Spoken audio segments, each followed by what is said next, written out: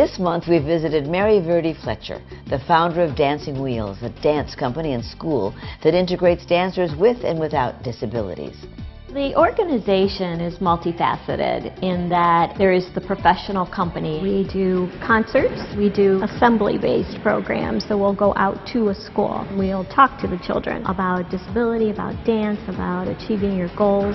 That's such an important message today. We train every day because we want to be the finest of artists that we can be. And then we have a school, and the school is fully integrated with students with and without disabilities. Mary was born with spina bifida, a birth defect in which the backbone and spinal canal do not close, and it limits the person's mobility. My family always wanted me to have a quote-unquote normal life. Going to a school that was mainstreamed was on the top of their list. Mary's love of dance came from her mother. My mother was a professional dancer and my father was a musician. She would turn on a record at that time, and she would get my brother and I together in the family room, and she would create a dance. She was instilling that dance within me.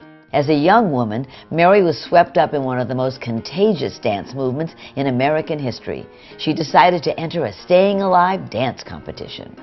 When we came out for the competition, it was a complete hush over the audience. My dance partner at that time also had a background at school as a gymnast. We decided our smash ending would be, instead of lifting me in the air, he would jump on the armrests of this wheelchair. Everybody went crazy, the standing ovation. So we did 72 shows in 1 year. Meet Nicole. She is a member of Dancing Wheels Company. She moved from Minnesota to Ohio just to work with Mary.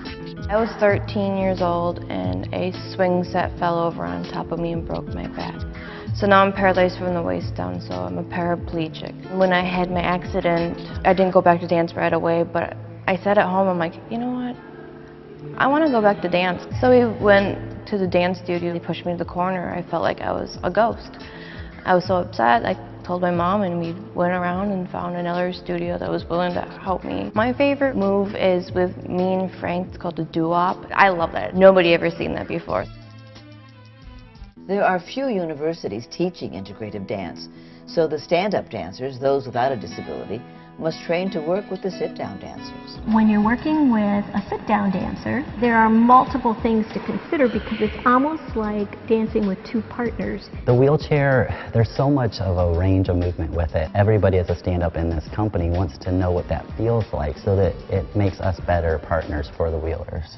First and foremost in my mind is that people have the right to participate, no matter who you are. No matter what you look like, what matters is the work and the fortitude that you have to achieve. Meeting Mary is so much fun. All her stories she tells us is like, wow, nothing's gonna stop her. She goes out there and fights for all the other people with disabilities. Next week, we'll learn more about the students who attend Dancing Wheels, and we'll meet a young woman who's been working with Mary since she was 4 years old. And you'll also hear about Mary's husband's amazing sacrifice.